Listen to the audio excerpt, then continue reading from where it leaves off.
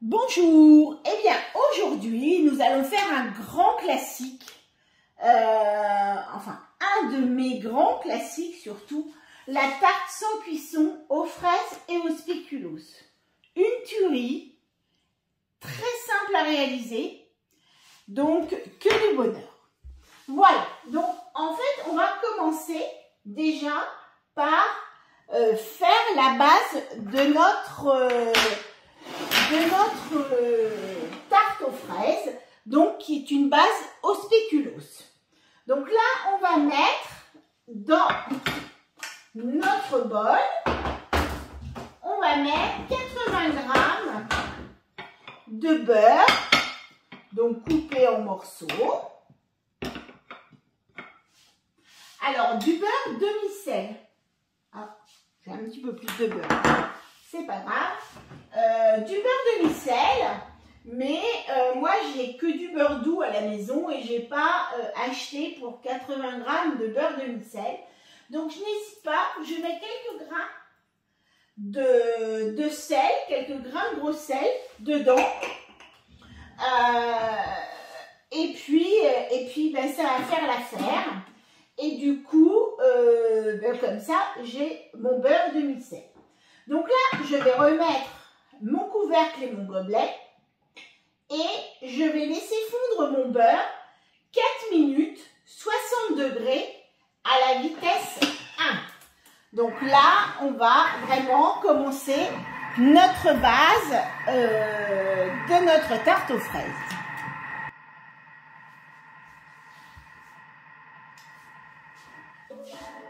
Donc voilà, hop, notre beurre est fondu. On va pouvoir maintenant y mettre nos spéculoos à l'intérieur. Donc ça représente en fait deux petits paquets.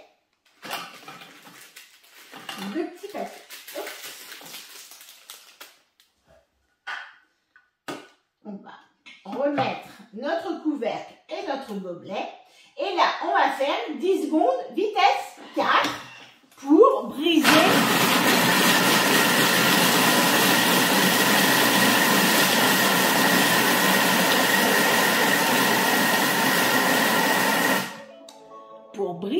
nos spéculoos et les mélanger avec le beurre qui était fondu donc à l'intérieur. Voilà, hop, on va tout remettre ce qui est arrivé sur le côté. Donc on a bien tout mixé. Alors vous pouvez très bien le faire sur des grandes tartes, enfin une grande tarte. Voilà, vous faites votre base et puis voilà. Et puis par contre alors moi je ne procède pas de cette manière-là. Hop, je cadre un petit peu plus, voilà.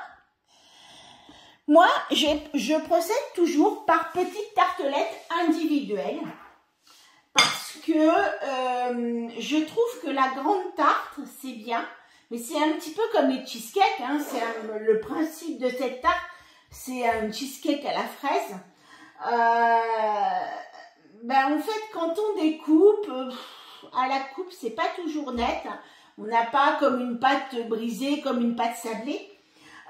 Du coup, je trouve ça très sympa de le faire dans des petits moules individuels. Donc là, j'ai des petits moules avec le petit support pour bien faire ça. Et puis en fait, on en fait pas mal. Alors, j'avoue que c'est les premières que je refais de l'année. Donc, je ne me rappelle plus combien on en fait, mais je sais qu'on fait déjà. Après, ça dépend aussi si vous avez envie de mettre une grosse base de spéculoos ou pas. Vous voyez, moi, je mets à peu près ça. Et du coup, ben, je vais en faire pas mal. Donc, hop, je mets l'équivalent d'une bonne cuillère à soupe. j'appuie, hop, et je remonte. Et là, en fait, je vais faire toutes mes petites tartelettes avec toute ma base de spéculoos. Et puis, je vais les mettre au frais. Et je vais les mettre au frais un petit peu. Alors, je dirais que si vous les faites et que vous voulez les manger, par exemple, le jour même, n'hésitez pas, moi je trouve qu'il faut les mettre à peu près 1 heure au réfrigérateur pour que ça puisse vraiment bien, bien prendre. Parce que si vous n'attendez pas suffisamment, quand vous allez remettre après votre base de mascarpone et vos fraises, ça va se mélanger un petit peu et du coup ça sera beaucoup moins net parce que vous allez apporter du spéculoos dans votre crème et du coup ça sera un petit peu moins joli. Voilà, donc c'est comme vous voulez, mais il faut faire le petit passage par le réfrigérateur. Et voilà, donc là en fait j'en ai fait 11, j'aurais pu en faire 10 en mettant un petit peu plus ou même je dirais 8 puisque normalement je ne sais plus pour combien, je crois qu'elle est donnée pour 6 parts. Voilà, elle est donnée pour 6 parts, vous voyez je fais quasiment le double. Donc vous pouvez faire des fonds un peu plus épais. En plus si vous aimez vraiment bien le spéculoos sans aucun souci. Donc là, mes fonds sont prêts. Ils vont passer au réfrigérateur et ensuite, on pourra continuer la recette. Donc là, à tout à l'heure. Eh bien, nous revoilà pour la suite de la recette. Donc, j'ai ressorti mes petits fonds de tarte. Donc, ne faites pas comme moi, parce que moi, je les ai mis directement sur le plat. Mais comme vous avez du beurre, et bien évidemment, ça collait. Et mettez un petit papier sulfurisé. Vous allez pouvoir les décoller merveilleusement.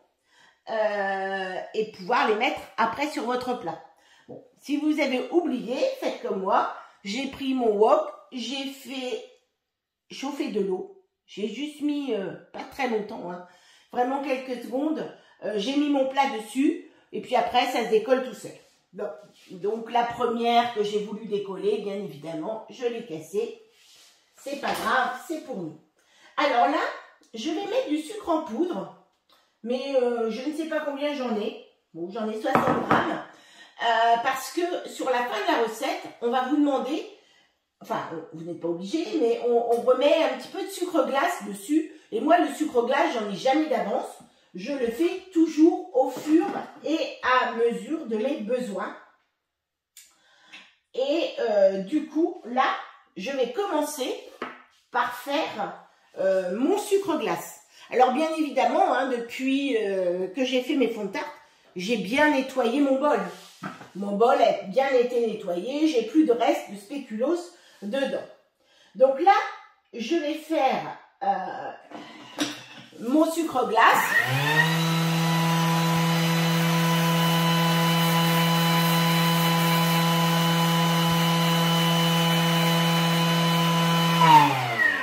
Et voilà, 10 secondes, vitesse 10. Donc 10 secondes, vitesse 10. On fait le sucre glace. Je vais l'enlever de mon bol. Puisque de toute manière, je vais en refaire après pour la suite de la recette. Donc j'en profite. Je ne vais pas salir mon bol inutilement. Donc là, hop, je le salis. Je fais mon sucre glace. De toute manière, je vais en avoir besoin pour la suite de ma recette. Voilà. Donc là, j'ai fait mon sucre glace que je vais utiliser au moment de servir pour faire un petit peu la petite déco de mes fraises. Voilà, donc là, je vais revenir en arrière à l'endroit où j'étais. Donc là, on me demande 50 grammes de sucre en poudre. Jusque-là, pas de problème. Le zeste d'un citron. Donc le zeste, hein, bien sûr, pas le zeste. On évite de mettre le blanc puisque c'est ce qui va apporter de l'amertume. Par contre, là, le zeste va apporter de la fraîcheur sur votre recette. Donc là, hop, on va faire de nouveau du sucre glace. 10 secondes, vitesse 10.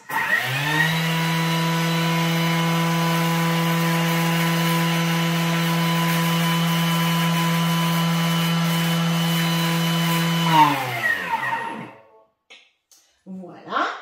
Bien évidemment, on racle les parois puisque le sucre est un petit peu remonté. On a un sucre qui est un tout petit peu jaune, hein, bien évidemment, puisqu'on avait mis des zestes. Donc les zestes se sont mélangés avec le sucre. Et puis, ben voilà, vous avez ce qu'il faut. Alors, quand vous achetez des citrons bio, n'hésitez pas, avec un économe, vous enlevez le zeste de votre citron. Vous faites des belles tranches de zeste et vous allez les laisser sécher. Vous les mettez sur un sopalin et vous les laissez sécher. Soit vous les utilisez tout de suite, soit vous les mettez dans un petit pot hermétique, voilà. Et puis, donc, quand ils sont secs, vous faites du sucre glace et vous les mettez dedans. Vous allez faire du sucre glace au citron. Et quand on fait, alors là, j'en ai plus, parce que quelquefois, j'en fais l'hiver. Là, j'en ai plus. Mais quand vous mettez votre sucre glace au citron sur ce type de préparation aux fruits, franchement, c'est génial. Vous allez même aussi pouvoir le mettre dans des préparations, même dans des tartes aux pommes, dans ce que vous allez faire si vous faites une petite crème en dessous, si vous faites une tarte aux pommes normande par exemple, eh bien votre sucre, eh bien mettez du sucre citron. Vous allez voir, c'est super bon. Voilà, vous pouvez toujours mettre de la cannelle, mais vous pouvez faire donc des sucres tout à fait composés. Et un jour, je vous ferai un live, une vidéo là-dessus, sur tout ce qu'on peut faire, enfin, tout ce qu'on peut faire, non, mais sur le principe pour faire des sucres aromatisés, pour faire des sels aromatisés. Ça peut être aussi très sympa à mettre dans des petits flacons que vous allez trouver, et puis pour offrir, pour faire des petits cadeaux. Voilà. Donc, j'arrête de parler et on y va. Donc là, on va mettre 250 grammes de mascarpone. Alors moi, je vous avoue, j'en mets un petit peu plus. Parce que moi, comme je fais sur des petites tartes, que je fais beaucoup de petites tartes et que je ne mets pas une épaisseur importante de spéculoos, en fait, je n'ai pas bien mis mon fouet. J'aime bien mettre un petit peu plus que 250 grammes de mascarpone. Donc là, moi en plus, je prends des pots de 500, hein, parce que c'est vrai que par contre, 250, c'est tout à fait, vous avez des pots de 250 qui existent. Il n'y a aucun souci. Je vais en mettre 300. Hop. Voilà. Oh. Super. On va dire que c'est bon. Et donc, vous avez le choix. Vous faites, si vous avez des pots de 500 comme ça, avec le reste, soit vous congelez une cuillère, vous faites l'équivalent d'une cuillère que vous mettez dans un petit film, et puis vous congelez. Vous faites comme ça des petites parts, et quand vous faites des chantilly, vous mettez une cuillère de mascarpone dedans. Ça va vous apporter du gras, puisque la chantilly va monter avec le gras. Et du coup, vous allez voir vos chantilly imratables. Donc là, hop, on referme avec le couvercle et on fait 1 minute vitesse 3. Donc sachant qu'on ne met jamais le fouet avec une vitesse supérieure à 4 puisqu'il est simplement posé et que on ne doit pas supérieur à 4, il va sauter et il va s'abîmer.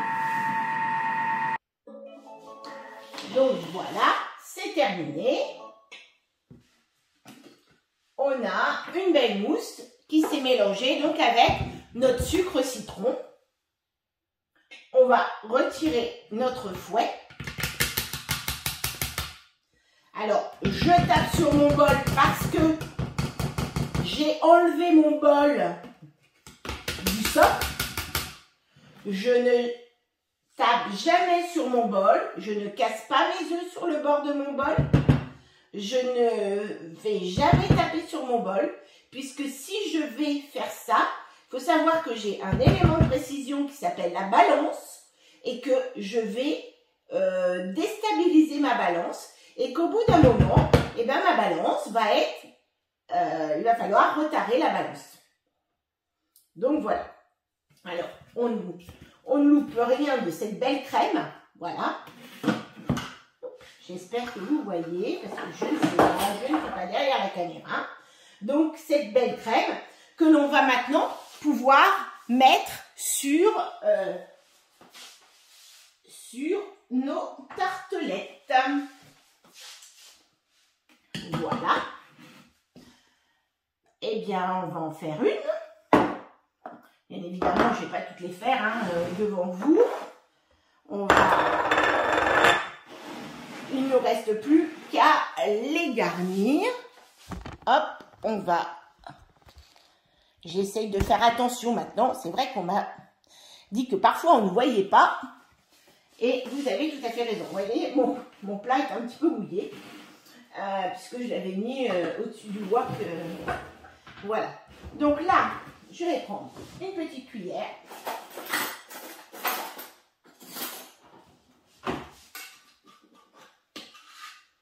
Et je vais aller mettre un petit peu,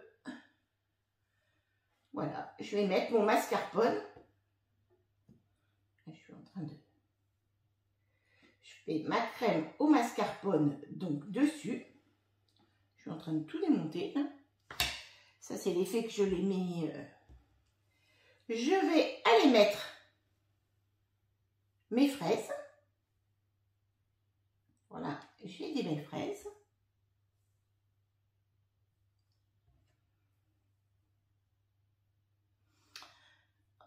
Une petite fraise au milieu.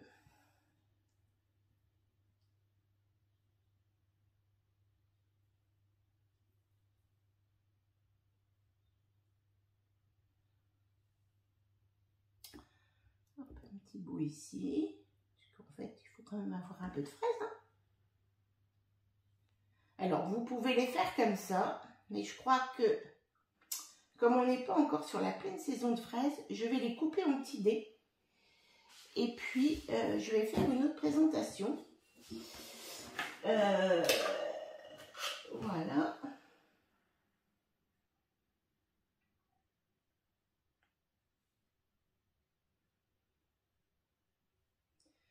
Je mets ma petite crème au mascarpone.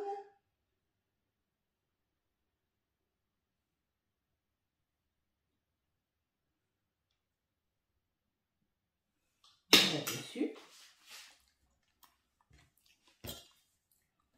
Et je vais plutôt les couper parce que là, en plus, elles sont un peu blanches encore. On est sur le début hein, des fraises.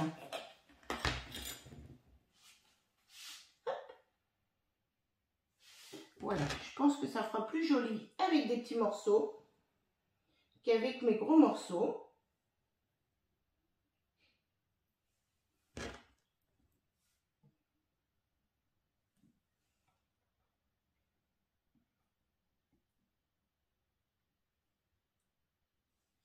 Et hop, une petite fraise là, hop, je peux la caser au milieu. Au moment de servir, je vais mettre du sucre glace ou éventuellement une petite gelée de groseille que vous pouvez mettre aussi. Parce que là, comme elles sont encore dans les débuts, hein, elles ne sont pas les meilleures fraises du monde, je veux dire au niveau sucre. Donc vous pouvez mettre une petite gelée aussi, donc pour les terminer. Voilà, et bien essayez cette tarte aux fraises sans cuisson. En plus on peut la faire avec toutes sortes de fruits. Pourquoi les fraises? Enfin les fraises c'est vrai que c'est très très bon, mais vous pouvez les faire avec toutes les sortes de fruits et vous pouvez même les faire en hiver avec des fruits exotiques, c'est aussi excellent. Voilà, à bientôt!